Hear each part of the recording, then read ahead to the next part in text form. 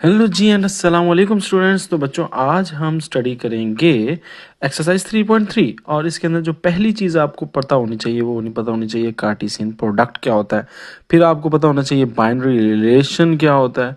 फिर आपको पता होना चाहिए डोमेन क्या होती है। फिर आपको पता होना चाहिए रेंज क्या होता है। और फिर आपको पता होना चाहिए अगर एक ही सेट हो तो उसके रिलेशन और कार्टेशियन प्रोडक्ट कैसे बनाते हैं। तो ये 5 चीज़ें मैं आपको जल्दी से समझा देता हूँ। लेट से मेरे पास एक सेट है ए, उसको मैं लिख देता हूँ 1 2 3। और एक लेट से मैं कह देता हूँ मेरे पास है सेट बी और वो है 3 और 4। ठीक है। आपने अगर कहा जाए आपको कि इनका कार्टेशियन प्रोडक्ट लें तो उसको हम ए क्रॉस बी लिखते हैं और फिर लिखेंगे 1 2 3 यानी पहला सेट और दूसरा सेट बी सेट यानी कि 3 4। इसका हम क्रॉस यानी कि कार्टेशियन प्रोडक्ट ले रहे हैं। वो बेटा कैसे लेते हैं, सिंपल से ये है कि आपने इसमें सेट्स बनाने हैं। सबसे पहले किस तरह बनेगा, जो पहला है और इधर से पहला उठा लेना है, इधर से भी पहला उठा लेना है, तो क्या बन गया 1 और 3। फिर यहाँ से पहला उठा लेना और यहाँ से दूसरा उठा लेना है, क्या बन गया 1 और 4।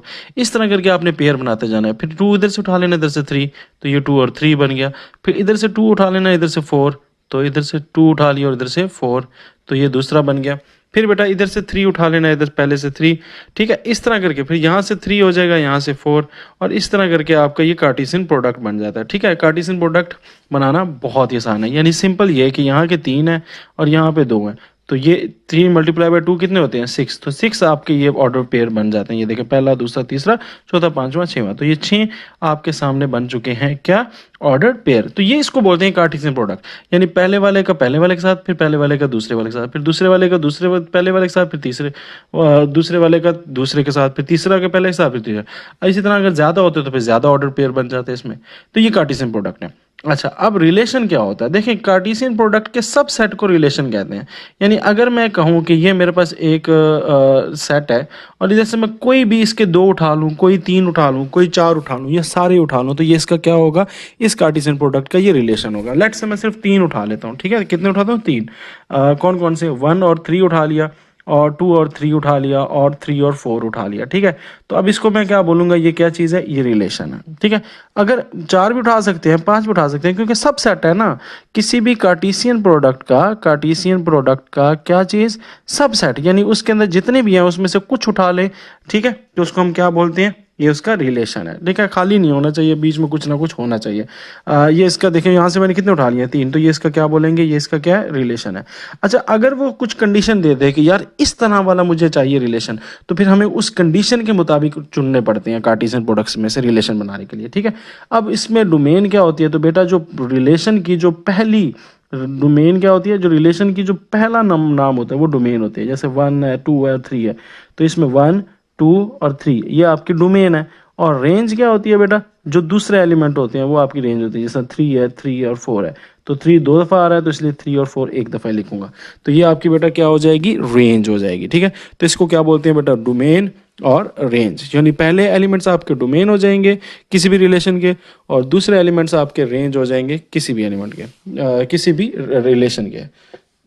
तीसरा, अगर आपके पास सेट ही एक है, लेट से ये आपके पास सेट है 2 और 4, ये एक ही सेट है, और इसका आपको कहते हैं कि रिलेशन निकालो या रिलेशन बनाओ या कार्टेशियन प्रोडक्ट लो, तो इसको हम फिर सेल्फ से कर देते हैं, यानी ए क्रॉस ए कर देते हैं। तो अगर ए क्रॉस ए कर दोगे तो क्या बन जाएगा, कितने रिलेशन बनेंगे, 4 बनेंगे। कौन कौन से वाले, 2 का 4, 2 के साथ ये एक हो जाएगा, फिर 2 का 4 के साथ, फिर 4 का 2 के साथ, फिर 4 का 4 के साथ, तो ये कितने रिलेशन बन गया, 4 बन गया ना। तो ये बेसिकली आपके पास जो है ये कार्टेशियन प्रोडक्ट है। अब इसका आपने रिलेशन बनाना है। रिलेशन कैसे बनाते हैं, यानी इसका सबसेट ले लेना है, तो कोई भी ले लो। लेट से यहाँ पे मैंने एक ही ले लिया, ये भी इसका रिलेशन है। फिर इधर से मैं अगर 2 उठा लेता हूँ, ठीक है, तो ये भी इसके क्या है, रिलेशन है। ठीक है, उसके बाद अगर मैं 3 उठा लेता हूँ तो वो भी इसका क्या है, रिलेशन है। ठीक है, तो ये इसके सारे के सारे जितने भी मैंने लिखे हैं ये सारे के सारे इसके क्या है, रिलेशन है। ठीक है, तो अब कार्टेशियन प्रोडक्ट लेना है और उसके सबसेट ले लें कोई भी, तो ये आपका क्या हो जाता है, रिलेशन होता है। अगर वो स्पेसिफिक कंडीशन दे तो फिर कंडीशन के मुताबिक जाना है। तो ये 5 चीज़ें मैंने करवा दी। फिर ऑर्डर पेयर क्या होता है, ऑर्डर पेयर ऐसा पेयर ऑफ एलिमेंट्स होते हैं जिसको आप इन्वर्ट नहीं कर सकते, उल्टा नहीं कर सकते, यानी जो तरतीब है वही तरतीब रहेगी। लेट्स से अगर ये कहता है कि आपके पास एक ऑर्डर पेयर बनाना है एक्स वाई, यानी पहली रकम को आपने एक्स रखना है और दूसरी रकम को आपने वाई रखना है, तो इसके आप कह रहे हैं ऑर्डर पेयर बनाओ इस तरह के वाई एक्स प्लस वन हो, यानी अगर मैं एक्स लूँ और वाई क्या होगा उस एक्स में एक जमा कर देना, यानी अगर वाई में जीरो ले रहा हूँ, एक्स जीरो ले रहा हूँ, तो वाई क्या होगा एक्स में एक जमा कर दो, यानी जीरो में एक जमा कर दो, वन हो जाएगा। अब आपका अगर मैं एक्स ले रहा हूँ वन, तो वाई क्या होगा उसमें एक प्लस कर दो, अगर मैं ले रहा हूँ टू तो उसमें एक प्लस कर दो, फिर अगर मैं ले रहा हूँ फोर तो उसमें एक प्लस कर दो। तो ये बेसिकली जो चीज़ बन रही है वो एक पेयर बन रही है कि भाई अगर मैं जीरो लूंगा तो आंसर वन आ रहा है, फिर अगर मैं वन लूंगा तो आंसर टू आ रहा है, इसके मुताबिक, इस फार्मूले के मुताबिक, ठीक है। तो ये जो चीज़ होती है इसको हम कहते हैं, ये इसके क्या बनते जा रहे हैं, ऑर्डर्ड पेयर बनते जाते हैं, जिसमें फर्स्ट जो होता है वो आपका इनपुट होता है और जो सेकंड होता है वो आपका आउटपुट होता है, जवाब होता है, ठीक है, वाई होता है। जो फर्स्ट होता है वो एक्स होता है, दूसरा जो होता है वाई होता है। तो इस तरह करके इसको आप ग्राफ में भी बना सकते हो। लेट से ये आपके पास कुछ ऑर्डर पेयर दिए हैं, कहता है इसको ग्राफ में बनाओ, तो पहले वाला किसको रिप्रेजेंट कर रहा है एक्स को, दूसरे वाला किसको रिप्रेजेंट कर रहा है वाई को। तो आप कहोगे यार जी जो पहले वाला है वो एक्स है, तो एक्स एक्सिस देखें कितना है जीरो, और वाई एक्सिस पे देखें वन, तो वाई एक्सिस वन, ये एक्स एक्सिस होती है, ये वाई एक्सिस होती है। तो यहाँ पे एक्स एक्सिस पे जीरो हो गया, वाई एक्सिस पे वन, तो पहला पॉइंट कहाँ बना, यहाँ पे बन गया ये वाला, ठीक है। फिर इसको आपने लिख भी देना ऐसे करके भाई ये जीरो वन है, ठीक है। अब लेट से मैं आपको कहता हूँ यार इसका बनाओ थ्री और फाइव का, तो पहले वाला क्या होता है थ्री, तो ये देखें थ्री, दूसरे वाला क्या है फाइव, तो ये देखें फाइव, ठीक है। तो थ्री और फाइव कहाँ बनेगा, यहाँ से ये थ्री ऊपर गया और यहाँ से वाई पे फाइव आया, ये पॉइंट, ये जो पॉइंट आएगा इसको आप क्या कह दोगे, ये थ्री फाइव है। तो इस तरह करके ऑर्डर पेयर को आप ग्राफ में भी बना सकते हो, ठीक है। नेक्स्ट बेटा चीज़ आ जाती है फंक्शन। अब फंक्शन को हमने समझना है कि यार ये फंक्शन होता क्या है। देखो फंक्शन पहली बात तो कहता है कि एक रिलेशन होता है, तो फंक्शन के लिए पहली शर्त जो है, शर्त नंबर एक, तो वो क्या है कि वो क्या होना चाहिए पहला क्या चीज़ है कि वो रिलेशन होना चाहिए। अगर कोई फंक्शन हो वो रिलेशन ही ना हो तो उसको हम क्या कहेंगे, वो फंक्शन ही नहीं है, ठीक है। अब लेट से आपके पास एक ए सेट है, एक सेट के अंदर क्या चीज़ है, ए सेट के अंदर है वन टू थ्री है, ठीक है। और दूसरे सेट में आपके पास क्या है, बी में आपके पास क्या है, थ्री और फोर और फाइव, थ्री और फोर है लेट से। तो आप सबसे पहले इसका कार्टेशियन प्रोडक्ट लेते होते हो ना। कार्टेशियन प्रोडक्ट में क्या करते हैं आप, वन बाय वन कर लेते हैं, वन को थ्री के साथ, तो ये देखो वन का थ्री के साथ हो गया, फिर टू को किसके साथ, थ्री के साथ, तो ये देखो टू का थ्री के साथ हो गया, फिर टू सॉरी वन का फोर के साथ होगा ना, वन का फोर के साथ तरतीब से चलते हैं। फिर क्या हो जाएगा, टू का थ्री के साथ, फिर टू का फोर के साथ, फिर थ्री का थ्री के साथ, और फिर थ्री का फोर के साथ। तो ये हमारे पास एक किस्म के कार्टेशियन प्रोडक्ट बन गया। अब क्या कहता है, कहता है रिलेशन होगा। अब इसका पहले कोई रिलेशन बना ले, मैंने एक रिलेशन ले लिया, लेट्स से मैंने लिया वन थ्री ले लिया, और वन लेट्स से टू और थ्री ले लिया, और थ्री और फोर ले लिया, यानी मैंने तीन उठा लिए, एक ये उठाया और एक मैंने ये उठाया और एक मैंने ये उठा लिया, ठीक है, तीन उठा लिए। अच्छा, अब ये मेरे पास बेसिकली क्या बन गया, एक रिलेशन बन गया। तो ये इसको आप कहोगे फंक्शन नहीं। अब दूसरी शर्त क्या है, कहते हैं इसमें जो डोमेन है वो ए से होनी चाहिए। तो डोमेन यानी कि जो पहले वाला नंबर है वो हमेशा ए में होना चाहिए। तो देखिए वन है, टू है, थ्री है, तो वन है, टू है, थ्री है, ये एक ही है ना, तो पहले वाला डोमेन है। तो लाजमी बात है रिलेशन बनाते ही हम ऐसे हैं कि जो पहले वाला होता है वो आपका फर्स्ट सेट को रिप्रेजेंट कर रहा होता है। तो ये बात भी इसकी ठीक हो गई, ये वाला दूसरा भी हो गया। तीसरे में कह रहा है कि फर्स्ट एलिमेंट है वो नो टू पेयर्स में सेम इक्वल ना हो, यानी फर्स्ट वाला जो है रिपीट ना हो रहा। देखो इसमें वन है, टू है और थ्री है, जो फर्स्ट वाला है वन है, टू है, थ्री है, रिपीट हो रहा है नहीं ना। तो अगर वो रिपीट नहीं हो रहा तो उसको आप ऐसे रिलेशन को आप फंक्शन बोलोगे। सो अब ये रिलेशन जो है ये बेसिकली क्या बन चुका है, फंक्शन बना चुका है, और इसको हम कहेंगे ये फंक्शन है ए का बी के साथ, ठीक है। इसको रिप्रेजेंट कैसे करते हैं, ए एरो लगा के बी। अगर भाई आप कोई रिलेशन लेते हो, सबसे पहले तो क्या बनाना होता है, कार्टेशियन प्रोडक्ट। कार्टेशियन प्रोडक्ट में से कुछ चुन लिए, वो आपका बन गया रिलेशन, ठीक है। सारे भी चुन सकते हो आप, इसमें कोई नहीं है। अगर जो आपने रिलेशन बनाया है उसका जो फर्स्ट एलिमेंट है वो रिपीट नहीं हो रहा, तो वो क्या होगा, वो आपका फंक्शन होगा। उस रिलेशन को आप फंक्शन भी कहोगे। अब मैं एक और रिलेशन बना रहा हूँ। अब इसमें ये मैं वन और थ्री चुक लेता हूँ, वन और फोर चुक लेता हूँ, टू और थ्री चुक लेता हूँ, सिर्फ ये चुकता हूँ। ये देखो वन और थ्री मैंने उठा लिया, फिर मैंने बेटा क्या उठा लिया, फिर मैंने उठा लिया वन और फोर, और फिर मैंने उठा लिया टू और थ्री। क्या इसमें फर्स्ट वाला रिपीट हो रहा है, देखो ये वन है, ओ ये वन है, तो इसका मतलब रिपीट हो रहा है, तो इसको आप बोलोगे ये फंक्शन नहीं है, तो ये फंक्शन नहीं है, सही है। तो ये सारी साइंस है। तो अब इसकी अगर मैं इस ऊपर वाले की ये फंक्शन था ना, इसमें तो फर्स्ट वाला रिपीट नहीं हो रहा, देखो वन है, टू है, थ्री है, सब डिफरेंट है, तो इसको हम क्या बोलेंगे, ये क्या है, फंक्शन है, ठीक है। अच्छा जी, अब हम समझते हैं इसकी फ़ंक्शन के टाइप्स को। तो फ़ंक्शन के टाइप समझने से पहले मैं आपको थोड़ी-सी इसकी ये जो मैप डायग्राम है, ये आपको समझाना चाह रहा हूँ कि यार ये डायग्राम क्या चीज़ है, बला है, ठीक है? तो लेट्स से मैं आपके सामने एक फ़ंक्शन को समझाने के लिए आपके सामने एक डायग्राम बनाता हूँ। लेट्स से ये मेरे पास एक सेट है ए और ये सेट है बी। ए सेट के अंदर है 1, 2 और 3 और बी सेट के अंदर है हमारे पास 3, 4 और 5 और 6, ठीक है? अगर मैं कहूँ कि भाई 1 जो है वो असाइन कर रहा है 3 को और 1 असाइन कर रहा है 4 को और 2 असाइन कर रहा है 5 को और 3 असाइन कर रहा है 6 को, तो इसके ऑर्डर पेयर क्या होंगे कि 1 3 के साथ है, 1 3 के साथ है, अच्छा, फिर 1 4 के साथ भी है, 1 4 के साथ भी है, अच्छा ठीक है, फिर 2 5 के साथ भी है, 2 5 के साथ भी है, अच्छा, और 3 6 के साथ भी है, 3 6 के साथ भी। अब ये मैंने एक मिसाल के तौर पे आपके पास ये एक रिलेशन है, ये एक रिलेशन है, ठीक है, और इसकी मैप डायग्राम क्या बन गई, ये ऊपर वाली बन गई कि 1 का 3 के साथ भी है, 1 का 4। सवाल मेरा ये है, क्या इसमें फर्स्ट वाला रिपीट हो रहा है? तो देखो 1 इधर भी रिपीट हो रहा है, इधर भी रिपीट हो रहा है, यस रिपीट हो रहा है, तो इसको मैं रिलेशन तो बोलूँगा, कहूँगा ये रिलेशन तो है, मगर ये फंक्शन नहीं है, ये फंक्शन नहीं है। तो यहाँ पर ये पता लगा कि अगर ये मैप डायग्राम आ जाए और उसमें जो फर्स्ट एलिमेंट्स है यानी ये फर्स्ट सेट है उसमें से एक चीज़ 2 को साइन कर रही हो, जिस तरह 1 3 को भी साइन कर रहा है, 1 4 को भी साइन कर रहा है, तो ऐसे फंक्शन को, ऐसी डायग्राम को, ऐसे रिलेशन को आप फंक्शन नहीं बोलोगे, ऐसे रिलेशन को आप फंक्शन नहीं बोलोगे, तो ये हमारा फंक्शन नहीं है। सिंपल से याद रखना, कोई ऐसी डायग्राम हो ना जिसमें यहाँ से 1 से 2 निकल रही हो, ठीक है, पहले 1 से फर्स्ट में से 2 निकल रही हो, तो इसको आप फंक्शन नहीं बोलोगे, ठीक है। हाँ, यूँ हो सकता है कि जो आपका 1 है 2 है वो 2 को साइन कर रहा हो, 2 3 को भी कर रहा हो, 5 को भी कर रहा हो, ये ऐसे ऐसे पॉसिबल नहीं है, मगर ये पॉसिबिलिटी है कि 1 जो है वो 4 जो है वो 3 जो है लेट से वो यहाँ पे मैं हटा देता हूँ, यहाँ पे यूँ कर लें, यस ये पॉसिबिलिटी है कि 2 जो है वो 3 को भी कर रहा है, 1 भी 3 को कर रहा है, और इधर डबल डुप्लीकेट हो सकता है मगर फर्स्ट वाले में डुप्लीकेट नहीं हो सकता, यानी यूँ अगर बन रहा है तो इट्स ओके, ये ओके है, ठीक है, ये फंक्शन में आ जाएगा। बट अगर फर्स्ट वाला 2 को साइन करे तो वो फंक्शन में नहीं आएगा। तो यहाँ पे हमने रिपीट कर ली बातें। अब हम इसकी टाइप्स में आ जाते हैं। तो सबसे पहले इनटू फंक्शन है, लेट से ये देखें मेरे पास एक फंक्शन है यू, मैं बना लेता हूँ, लेट से मैं इधर 1 2 3 कर लेता हूँ, इधर ए बी सी लिख देता हूँ समझाने के लिए, ए बी सी डी। अगर ये मिसाल के तौर पे 4 है, इधर 1 है, तो लेट से मैं कहता हूँ ये 1 जो है वो ए को कर रहा है, 2 जो है वो बी को कर रहा है और 3 जो है वो सी को कर रहा है, ठीक है। तो इसमें आप देख रहे हो कि सेकंड वाले में एक एक्स्ट्रा बच गया।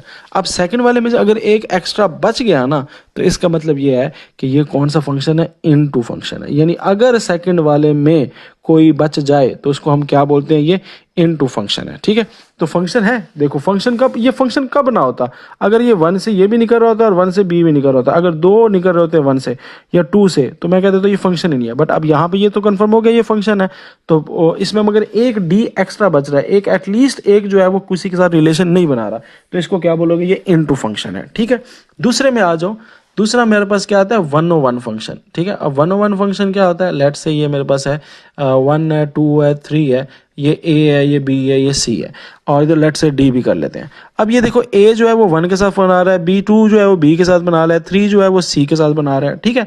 तो ये देखो एक बंदा एक बंदे के साथ बना रहा है, दूसरा बंदा दूसरा अलग बंदे के साथ जा रहा है, कोई रिपीट नहीं हो रहा, तो इसको क्या बोलेंगे, इसको बोलेंगे ये 101 फंक्शन है। अब आप कहोगे सर ये तो पिछले वालों की तरह बिल्कुल सेम आपने बनाया जैसा पहले था, तो बेटा नहीं, फ़र्क है। उसमें क्या है, वो है तो सेम चीज़ मगर उसको उस प्रोस्पेक्टिव से नहीं देखना। इनटू कब होगा, जब एक एक्स्ट्रा बच जाएगा, और 1 का होगा जब एक एक को साइन कर रहा होगा। तो यहाँ पे आपको नजर आ रहा है कि इधर एक एक्स्ट्रा बचा हुआ है, तो इसका मतलब ये इनटू फंक्शन है, मगर यहाँ पे 1 को साइन कर रहा है, तो इसको भी कहूँगा कि ये 1 फंक्शन ही है, ठीक है, ये भी 1 फंक्शन भी है और ये इनटू फंक्शन भी है, ठीक है। अब मैं एक और एग्जाम्पल देता हूँ, फिर आपको अच्छे से समझ आ जाएगी। लेट से मेरे पास एक और आ जाता है और इसमें 1 2 3 है और दूसरे वाले के अंदर मेरे पास ए है, बी है, सी है।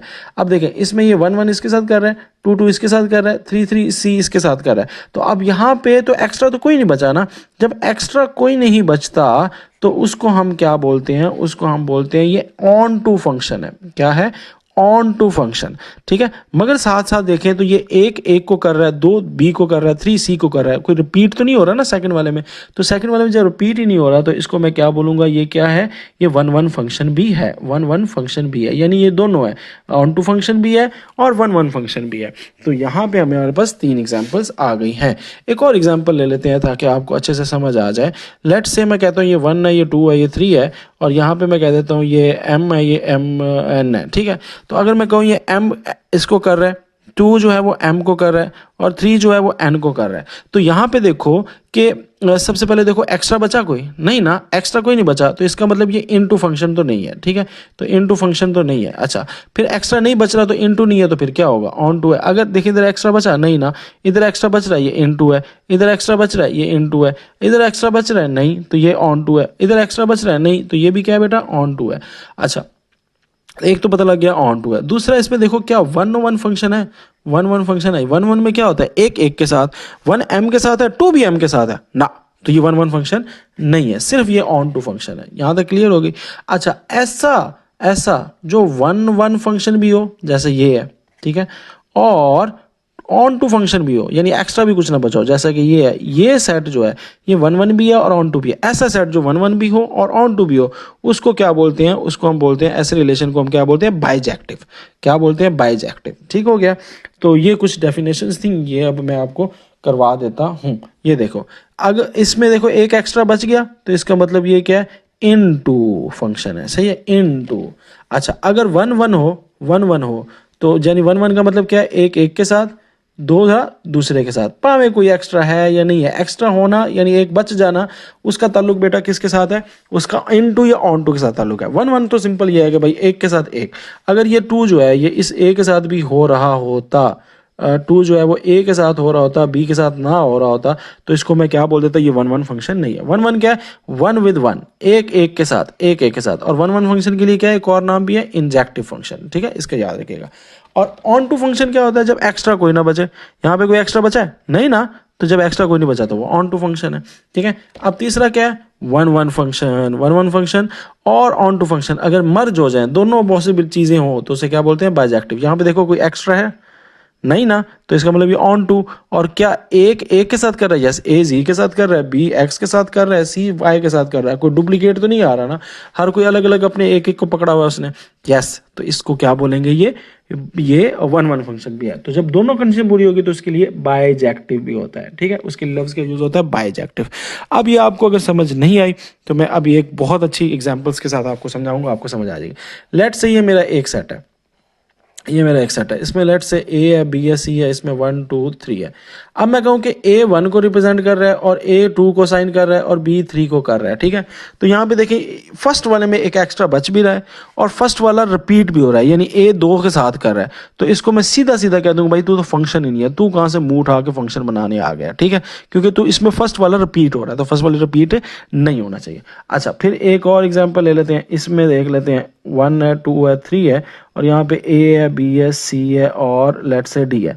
अब ए जो है वो 1 के साथ हो रहा है, ए जो है वो बी नहीं यूं कर लेते हैं, 2 जो है वो बी के साथ हो रहा है और 3 जो है वो सी के साथ हो रहा है और डी किसी के साथ नहीं हो रहा है। अब डी एक एक्स्ट्रा बच रहा है, ये आपको नजर आ रहा है, एक डी क्या हो रहा है, एक्स्ट्रा बच रहा है। जब एक एक्स्ट्रा बच जाएगा तो उसको मैं कहूँगा ये इन टू फंक्शन है। ये क्या है, इन टू फंक्शन है। तो जब इन टू फंक्शन हो गया, ठीक है, तो इन टू फंक्शन हो गया तो अब इसको क्या बोलूंगा, ये ऑन टू बिल्कुल भी नहीं हो सकता, तो ऑन टू फंक्शन नहीं होगा। क्या ये 1 1 फंक्शन है, तो जवाब आएगा यस, 1 1 फंक्शन है। 1 1 फंक्शन का कैसे पता लगा, क्योंकि एक के साथ, एक के साथ, एक के साथ। ठीक है, तो अब जो 1 1 फंक्शन भी है, इन टू भी है, ऑन टू नहीं है, तो बाइजेक्टिव होगा। बाइजेक्टिव के लिए क्या शर्त है, बाइजेक्टिव के लिए शर्त यह है कि 1 1 भी होना चाहिए और ऑन टू भी होना चाहिए। तो यहाँ पे ये क्या है, बाइजेक्टिव तो नहीं हो सका। क्यों, क्योंकि 1 1 तो है, ऑन टू नहीं है। अगर ऑन टू भी होता, 1 1 भी होता और इन टू ना होता, फिर मैं इसको बाइजेक्टिव भी कह देता। अच्छा, एक और एग्जाम्पल देख लें, ये देखें ए बी सी और M1 M2।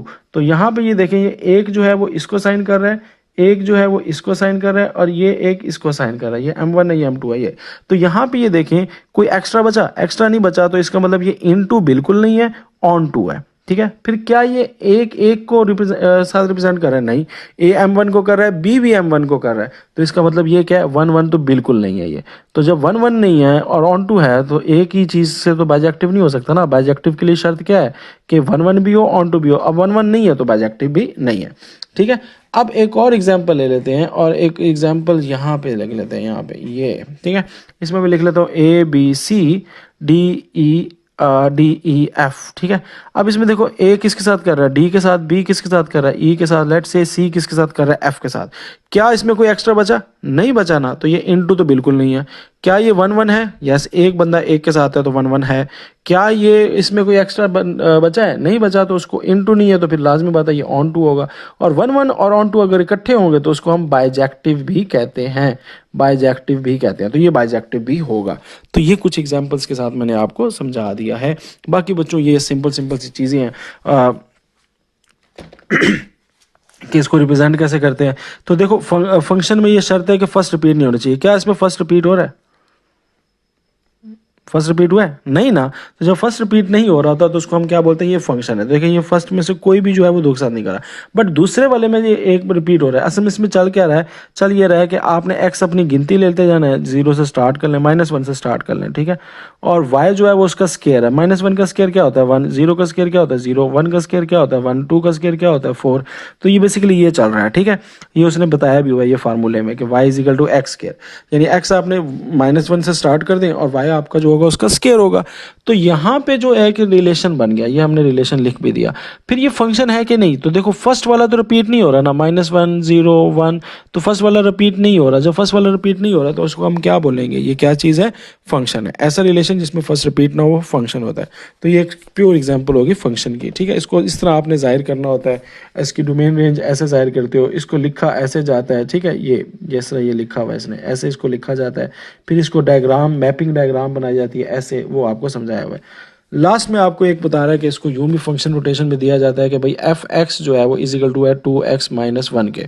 ये अब क्या चीज़ है?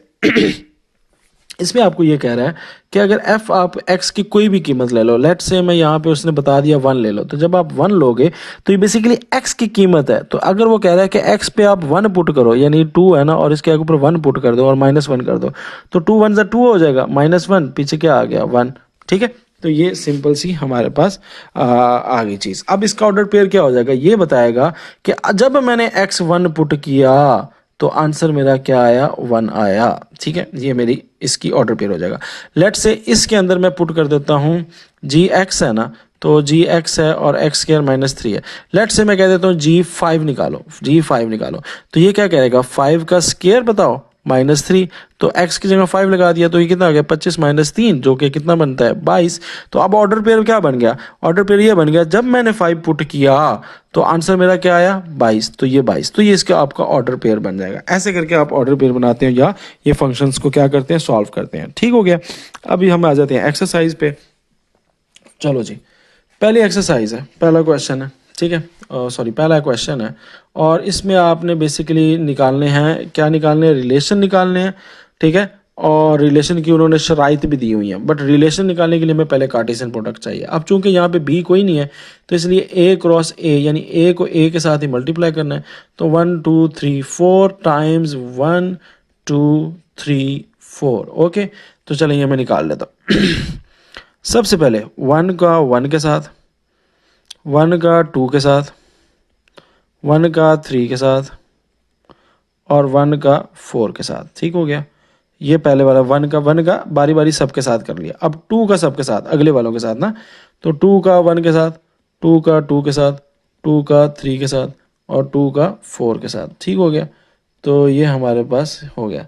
उसके बाद हमारे पास क्या है? 3, तो 3 का 1 के साथ, 3 का 2 के साथ, फिर 3 का 3 के साथ, फिर 3 का 4 के साथ। ठीक हो गया। ये हमारे पास हो गया। फिर 4 का 1 के साथ, फिर 4 का 2 के साथ, फिर 4 का 3 के साथ, और फिर 4 का 4 के साथ। ये हमारे पास सारे रिलेशन आ गए। बारी बारी हमने करना था, सारों के साथ हमने अच्छे से कर लिया है। मैं थोड़ा साफ करके लिख लूँ, 4 का 3 के साथ और 4 का 4 के साथ। ठीक हो गया। अच्छा जी, अब हमने करना क्या है? पहला क्वेश्चन हमें ये कहता है कि भाई x, पहला ले लो, y दूसरा ले लो, और इस तरह लो कि y और x जो है वो क्या होना चाहिए, इक्वल होना चाहिए। अच्छा, हम इसकी ये शर्त भी पूरी कर लेंगे।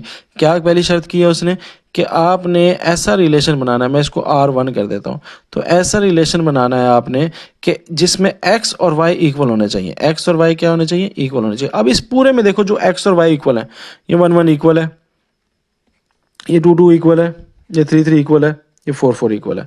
तो मैं कहूँगा 1 1 के इक्वल, 2 2 के इक्वल, ठीक है, और 3 3 के इक्वल, और ये 4 4 के, यानी 4 इस तरह के सेट बने। साथ कह रहे हैं इसके डोमेन और रेंज भी बताओ, तो इसकी डोमेन भी बता दूंगा। डोमेन ऑफ R1 यानी पहले वाले की क्या है, 1 2 3 4। डोमेन क्या होती है, पहली पहली रकमें। और रेंज उसने पूछी हुई है, तो रेंज R1 की क्या है, R1 की रेंज क्या है, दूसरी दूसरी क्या है, वो भी 1 2 3 4 है। यहाँ तक क्लियर हो गई। अब आ जाए दूसरे नंबर पे। अच्छा जी, दूसरा सवाल है।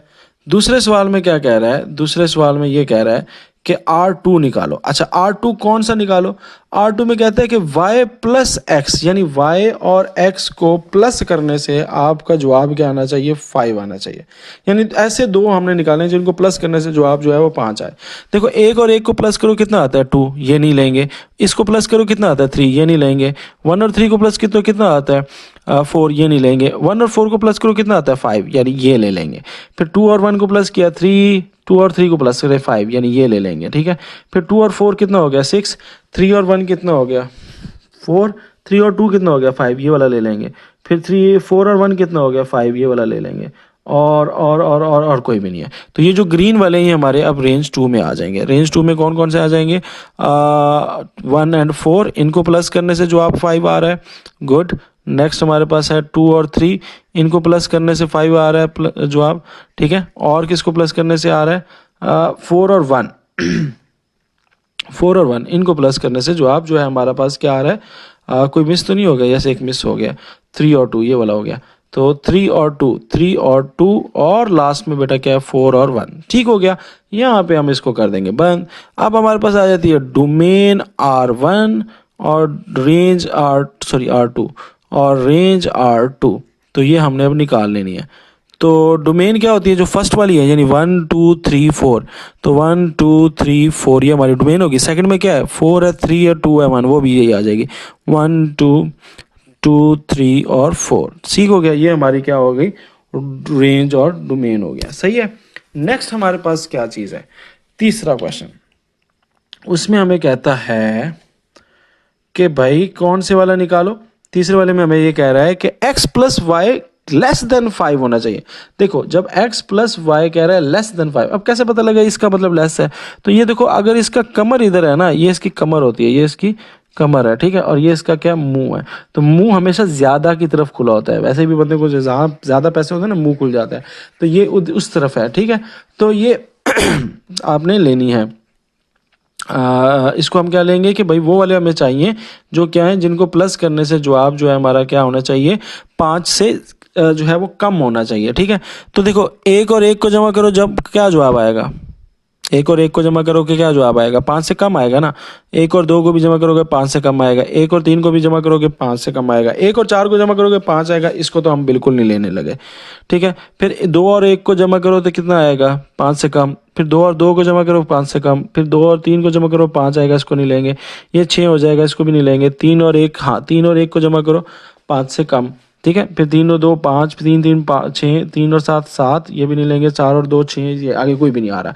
तो ये जो पिंक वाले मैंने लगाए हैं ये हमारे आंसर आ जाएगा इसके अंदर। तो इसको मैं कह देता हूँ ये हमारी रेंज 3 है। और रेंज 3 में कौन कौन से आ रहे हैं, 1 और 1, ठीक है। और कौन आ रहा है, 1 और 2, और कौन आ रहा है, 1 और 3, और कौन आ रहा है, 2 और 1, और कौन आ रहा है, 2 और 2, और कौन आ रहा है, 3 और 1। तो ये हमारे पास क्या आ गए हैं, रेंज 3 आ गई है, ठीक है। डोमेन हमारे पास आ गई है R3 की 1 2 और 3, और रेंज हमारे पास आ गई है R3 की 1 2 और 3, ठीक है। ये भी हमारे पास यही आ रही है। चलें जी, आगे हमारे पास आ जाता है 4 क्वेश्चन। और 4 क्वेश्चन में हमें ये कह रहा है, क्या कह रहा है कि x plus y greater than 5, यानी वो करो जो x प्लस 5 जो है वो 5 से बड़ा हो जाए। तो ये देखो, ये तो पीछे जितने भी हमने किए थे ये सारे के सारे छोटे ही थे। ये 2 और 4 को जमा करोगे 6 हो जाएगा, 3 और 4 को जमा करोगे 5 से ज़्यादा हो जाएगा, 4 और 2 भी 5 से ज़्यादा, 4 और 3 भी 5 से ज़्यादा, और 4 और 4 भी 5 से ज़्यादा। तो ये जो मैंने अभी अंडरलाइन किए हैं ये हमारे पास क्या आ जाएंगे, इसमें आ जाएंगे। यानी 2 और 4 को जमा करो तो 5 से ज़्यादा, अच्छा 5 नहीं आना चाहिए, 5 को आपने काउंट नहीं करना, 3 और 4 और फिर 4 और 2 और फिर 4 और 3 और फिर 4 और 4। तो ये हमारे पास जो आ रहे हैं ये क्या चीज़ें आ गई हमारे पास, ये इसका रिलेशन आ गया। ठीक है, इसको हम कह देते हैं ये क्या है, R4 हो जाएगा। ठीक है, चौथे क्वेश्चन का। चलो जी, अब इसका डोमेन लिख लेंगे। तो डोमेन R4 जो है वो क्या हो जाएगी, डोमेन में फर्स्ट वाले आते हैं तो इसमें 2 3 4 हो जाएगा, और रेंज में सेकंड वाले आ जाते हैं। इसमें देखें जो दूसरे नंबर पे क्या है, 4 है, 2 है और 3 है। तो ये भी इसमें भी 2 3 और 4 आपके पास डोमेन आ जाएगी। नेक्स्ट क्वेश्चन है, उसके अंदर हमसे ये कह रहा है कि भाई बताओ कि क्या ये रेंज है या डोमेन है या नहीं है। तो यहाँ पे अब इसको ज़रा समझने के लिए पहले मैं यहीं पे कुछ आपको कर के दिखा देता हूँ। तो सबसे पहले ये देखें, यहाँ पे पहले तो ये देखना ये फंक्शन है या नहीं है। तो यहाँ पे ये देखें, ये 1 जो है वो a को भी असाइन कर रहा है, b को भी असाइन कर रहा है, और आपके पास ये वाला साइन आ रहा है मैप डायग्राम में ना। तो मैंने पहले ही कहा था कि जो पहला है वो रिपीट नहीं होना चाहिए, पहला वाला 2 बंदों को असाइन नहीं कर सकता, यानी इनपुट 2 जो है वो सेम डिफरेंट आउटपुट नहीं दे सकती, इनपुट आप 2 दफ़ा नहीं डाल सकते। तो पहला तो यही बात सीधी होगी, तो ये फंक्शन ही नहीं है। सो आप क्या लिखोगे, फिगर 1 का क्या लिखोगे, it is not a function, not a function. अगर रीज़न बतानी है तो रीज़न बेशक ये बता देना, बिकॉज ये मैं अपने अल्फाज में बता रहा हूँ, अपने टीचर को देख लें वो कैसे लिखवा रहा है। Because one is assigning A and B both. ठीक है, ए एंड बी बोथ। ठीक है, सो इसका मतलब ये है कि ये क्या है, फंक्शन नहीं है। ठीक हो गया, फिगर 1 का तो ये सीधा सीधा आ गया। तो फिगर 2 पे आ जाओ। अब फिगर 2 में देखो क्या है, ए जो है वो कोई रिपीट हो रहा है, ए 2 बंदों को कर रहा है, बी 2 बंदों को कर रहा है, सी 2 बंदों को कर रहा है, नहीं ना। तो इसका मतलब ये फंक्शन तो है। ठीक है, फिर अब कौन सा फंक्शन है, अब उसकी टाइप बतानी है। तो उसके तो ढेर सारे फंक्शन देखे थे। अब इधर हम देखते हैं गौर से कि कोई एक्स्ट्रा है। जब एक्स्ट्रा नहीं बच रहा, यहाँ पे एक्स्ट्रा नहीं बच रहा, तो ये इसका मतलब ये इनटू बिल्कुल नहीं है। ठीक है, तो क्या है, ऑन टू है। जब एक्स्ट्रा ना बचे तो वो ऑन टू होता है। तो ये तो पता लग गया ऑन टू। फिर देखो ये ए 1 का कर रहा है, बी 1 को कर रहा है, सी 1 को कर रहा है, यानी एक बंदे ने एक बंदा संभाला हुआ है। तो इसका मतलब ये 1 to 1 भी है। तो अब ये ऑन टू भी है और 1 to 1 भी है। ठीक है, तो आप कहोगे इट इज अ 1 फंक्शन, जिसको इंजेक्टिव भी बोलते हैं। ठीक है, जिसको इंजेक्टिव भी बोलते हैं। ऑन टू फंक्शन भी है। ठीक है, तो 2 फंक्शन हो गए। और हमने ये पढ़ा था कि अगर कोई 1 फंक्शन भी हो और ऑन टू फंक्शन भी हो, तो उस दोनों चीज़ों को पूरा कर रहा हो, तो उसको लिए एक और भी बोलते हैं, वो क्या होता है, बाइजेक्टिव। ऐसे वाले को क्या बोलते हैं, फंक्शन को, ये बाइजेक्टिव फंक्शन है। तो यस, तो अगर ये 1 फंक्शन भी है और ऑन टू फंक्शन भी है, then it is also bijective function. तो इसको आप क्या बोलोगे, ये कौन सा फंक्शन है, बाइजेक्टिव फंक्शन भी है। नेक्स्ट पे आ जाए, फिगर 3। तो फिगर 3 में अंदर हमारे पास अगेन एक बंदा एक बंदे को, एक बंदा एक बंदे के साथ, एक बंदा एक बंदे के साथ। ठीक है, कोई भी रिपीट नहीं हो रहा। तो इसको हम क्या बोलेंगे, इसको बोलेंगे भाई ये क्या है, इट इज अ 1 फंक्शन। ठीक है, it is a 1 function onto function. ठीक है, अच्छा ऑन टू कैसे पता लगा, क्योंकि रिपीट नहीं हो रहा है। इसमें कोई रिपीट हो कोई एक्स्ट्रा है, सॉरी रिपीट नहीं, एक्स्ट्रा कोई एक्स्ट्रा है नहीं ना, तो इसका मतलब ऑन टू है। और 1 भी है, ये ऑन टू भी है, तो इसका मतलब क्या है, then it is also bijective function. ठीक है, तो ये बाइजेक्टिव भी है। ओके जी, नेक्स्ट हमारे पास लास्ट में आ जाता है फिगर 4। और फिगर 4 में आप देख रहे हैं कि ये एक एक को कर रहे हैं, नहीं ना, यहाँ पे जो m है और जो l है वो 2 बंदों को कर रहा है, यानी x को कर रहा है, 2 बंदे एक को कर रहे हैं। तो इसका मतलब ये है कि ये क्या है, अच्छा अगर ये l 2 बंदों को कर रहा होता तो फिर तो ये फंक्शन ही ना होता ना, बट यहाँ पे है और यूं साइन बन रहा है ना, तो ये फंक्शन तो होगा, बट ये 1 to 1 नहीं होगा। एक ही बंदे को एक बंदे साइन नहीं कर रहा, तो ये 1 तो बिल्कुल नहीं है। फिर इन टू है, ये ऑन टू है। तो यहाँ पे देखें कि एक्स्ट्रा बच रहा है ना, जब एक्स्ट्रा बच जाएगा तो फिर ये इन टू होगा। तो और तो आप क्या कहोगे, इट इज़ आ, फिगर 4 का आंसर लिखोगे it is a into function. क्या है? इनटू फंक्शन है, सही है। और वन वन फंक्शन है? नो, क्योंकि एक आंसर दो चीज़ों से आ रहा है, तो ये वन वन फंक्शन नहीं है। क्या ये ऑन टू फंक्शन है? तो जवाब आया नहीं, क्योंकि एक एक्स्ट्रा बच रहा है, एक एक्स्ट्रा ना बचता तो फिर बाइजेक्टिव होगा। कैसे हो सकता है भाई? बाइजेक्टिव के लिए तो ये शर्त है ना कि ऑन टू भी और वन वन भी हो, ठीक है। तो ये आपके पास आ जाएगा। नेक्स्ट क्वेश्चन है तीसरा, और इसके अंदर ये कहता है कि भाई भाई भाई कहता है जी, अगर हमारे पास जी का फंक्शन ये हो कि 3x+2 और एक्स का फंक्शन ये हो कि x² + 1, तो फाइंड करो। पहला कहता है g0, यानी g0 ले लो। अब g0 का मतलब ये है कि g में जहां x लगा हुआ है, यानी 3x लगा था ना, वहां 0 लगा लो, +2, तो ये कितना हो जाएगा? 3 0 के साथ 0 गया, 2 आ गया, तो ये आपका आंसर आ गया। दूसरे वाले में कहता है g-3, ओके, यानी g के साथ जहां -x लगा है वहां पे आपने -3 लगा लिया, +2, तो प्लस माइनस माइनस -9 +2, और इसको सॉल्व किया तो -7 आ गया। तीसरे क्वेश्चन में आपसे क्या कहता है? तीसरे क्वेश्चन में कहता है कि g इज 2/3। ओके, तो अब 2/3 लगाना है, यानी कि आपने क्या करना है? 3 × 2/3 +2, तो 3 3 से कट गया, तो 2 + 2 कितना हो जाएगा? 2 + 2 कितना हो जाएगा? 4, तो ये आपके पास आ गया 4। आ जाए पार्ट 4 पे, कहता है h1। अब h वाला फॉर्मूला लगा लें, h1 यानी x² + 1, x² कितना आ गया? 1² + 1। जो वैल्यू दी हुई है उसको x की जगह पुट कर दो, 1 का स्क्वायर 1 होता है, तो 1 + 1 कितना हो गया? 2 हो गया। नेक्स्ट हमारे पास आ जाता है 5, कहता है h जो है वो -4 है, तो अब आपने क्या करना है? x² + 1, तो x की जगह अब आ जाएगा -4 + 1, और 4 का स्क्वायर लो तो क्या होता है? 16, माइनस माइनस प्लस, तो इसलिए -4 क्या हो जाएगा? प्लस। किसी भी चीज़ का जब आप स्क्वायर लेते हो जो नेगेटिव हो तो वो पॉजिटिव में आ जाती है, +1, तो ये जवाब आपके पास आ गया 17। नेक्स्ट हमारे पास कहता है h इज इक्वल टू -1/2, तो h फंक्शन है -1/2, तो अब यहाँ पे आपका आ जाएगा x² + 1, and x is now -1/2 whole square + 1, तो इसका होल स्क्वायर ले लें तो कितना हो जाएगा? 1/4 + 1, और इसका जब एलसीएम लेंगे तो 4 हो जाएगा, ऊपर भी 4 और 1 आ जाएगा, 1 + 4 आ जाएगा, और ये आ जाएगा 5/4, तो ये आपका आंसर हो जाएगा। ठीक है, यहाँ पे मैंने एलसीएम लेके इसको फ्रैक्शन को सॉल्व किया है। तो बेटा ये हमारे पास आंसर आ गया, इसको इसमें मजीद कोई इतना सोचना और करने वाली कोई चीज़ नहीं थी। क्वेश्चन नंबर 4 पे आ जाएं तो सिंपल सा कह रहा है कि f(x) = ax + b + 1। ओके, सो ये हमारे पास f(x) का फंक्शन आ गया। क्या? ax + b + 1। कहते हैं where a and b are constant numbers, वो कोई भी कॉन्स्टेंट नंबर हो सकते हैं। कहता है if f3 is equal to 8, यहाँ पे हमें कंडीशन दे दिया कि f3 इज इक्वल टू 8 और f6 इज इक्वल टू 14। ठीक है, तो हम अब ये हमें कंडीशंस दे दी हैं। अब हम क्या करते हैं? पहले f3 निकाल लेते हैं।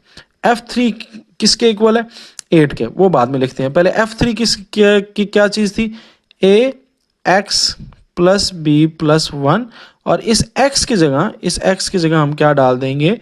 3 डाल देंगे, तो it will become 3a + b + 1। ठीक है, और f3 किसके इक्वल है? ये 8 के इक्वल है। सो हमारे पास इक्वेशन क्या बन गई? 8 is equal to 3a + b + 1, और यहाँ पे ये क्या बन जाएगी? 3a + b + 1 उधर जाएगा, माइनस हो जाएगा 8 - 1 से, तो कितना आ जाएगा? 7। So 7 is equal to 3a + b, तो ये हमारे पास फिलहाल पहली इक्वेशन बन गई है। अच्छा, अब हम दूसरी इक्वेशन बनाते हैं। ठीक है, दूसरी इक्वेशन कैसे बनेगी? ओके, सो दूसरी इक्वेशन इसके लिहाज से बनानी है आपने, तो f ले लें 6, f6 से हो जाएगी 1, अब x की जगह तो क्या लग जाएगा? 6 लग जाएगा, प्लस b + 1। अब f6 की वैल्यू किसके इक्वल है? वो 14 के, वो ऑलरेडी गिवन है, और इसको प्लस करेंगे तो 6a + b + 1 आ जाएगा, 1 उधर जाके माइनस हो जाएगा, तो 6a + b किसके इक्वल आ जाएगी? 14 - 1 विच इज इक्वल टू 13, तो 6a + b आपके पास क्या आ गया है? 13 आ गया है। अब हम क्या करते हैं, इन दो इक्वेशंस को, ये इक्वेशन 1 होगी लेट से, और ये इक्वेशन 2 हो गई, इसको माइनस कर लेते हैं। ये लेट से मैं कहता हूँ सब्ट्रैक्ट इक्वेशन 1 फ्रॉम इक्वेशन 2। इससे क्या होगा, इससे हमारा एक जो है वो कैंसिल हो जाएगा, ठीक है। तो लेट से मैंने 1 को 2 से करना है या 2 फ्रॉम 1, एक ही बात है, कोई भी इसमें से कर लें। तो अब देखें यहाँ पे भी बी है और यहाँ पे भी बी है, अगर बी को बी से माइनस करें तो ये बी और बी कट जाएंगे ना, तो हमारा काम आसान हो जाएगा। तो मैं क्या करता हूँ, 7, ये 7 पहली इक्वेशन का, -13 दूसरी इक्वेशन का, is equal to 3a plus B, 3a plus B minus ये दूसरी इक्वेशन 6a ब्रैकेट में 6a माइनस प्लस बी। ठीक हो गया। अब इसको सॉल्व कर लें तो 7 में से 13 माइनस नहीं होता है यार, प्लस माइनस, -13 में से 7 गया 6, निशान बड़ी रकम का। And now it's 3a plus B minus 6a minus B. अब ये माइनस माइनस से कट गया and now it's -3a minus 6, और ये आ जाएगा a, और a जब इससे कटेगा तो -3 बाय -3 हो जाएगा। So a will be equal to, minus minus से कट गया, 3 1 3 2, तो यहाँ पे आपके पास आ जाएगा 2। सो a इज़ 2। अब a की वैल्यू किसी में भी पुट कर दें, यहाँ पे जितने इधर खड़े हैं नाजरीन और हजरात, उनसे मैं लेट्स से इक्वेशन a में पुट कर देता हूँ। नाउ पुटिंग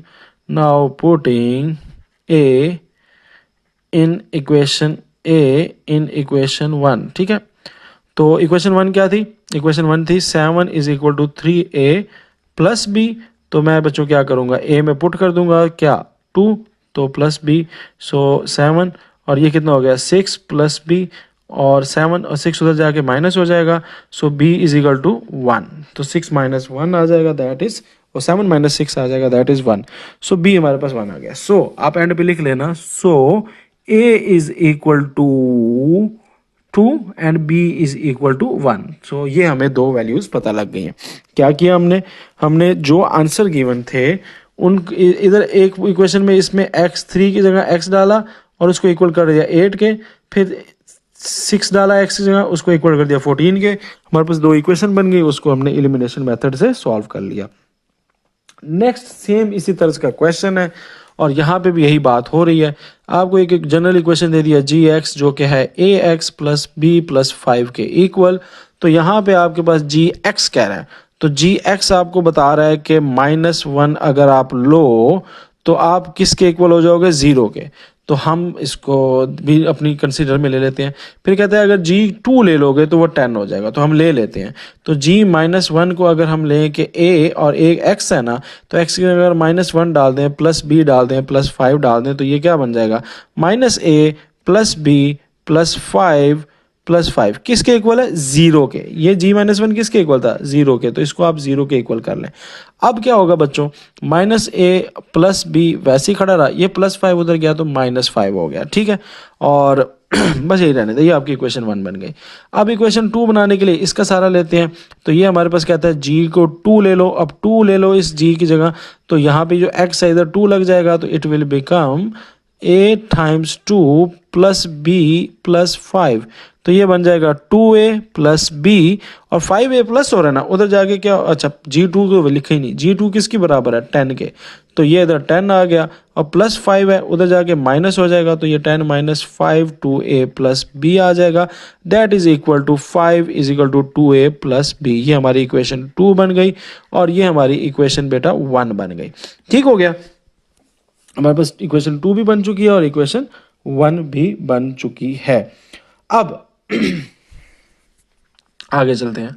आगे हमारे पास आ जाता है क्या क्या क्या, अब हमने क्या करना है, इन दोनों को माइनस कर लेना। सो सब्ट्रैक्टिंग इक्वेशन 2 फ्रॉम इक्वेशन 1।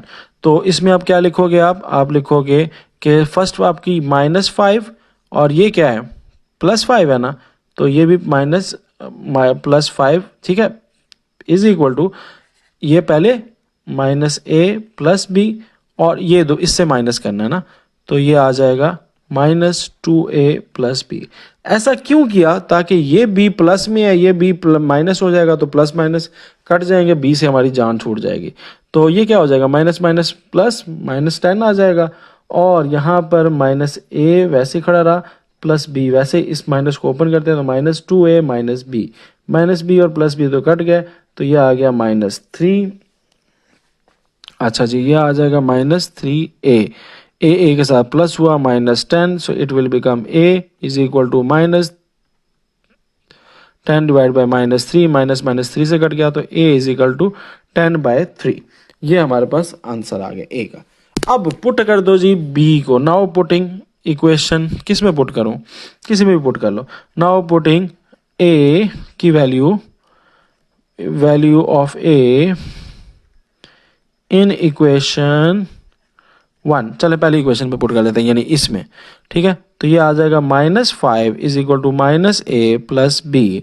तो यहाँ पे -a की वैल्यू हमें पता लग गई है, तो -10/3 लिख दिया, प्लस b आपने फाइंड करना है, -5 इधर हो जाएगा, ये जब इस साइड पे आएगा तो b इधर हो गया, और माइनस माइनस प्लस हो, ये -5 था, ये उधर आके प्लस हो गया, 10/3 हो गया।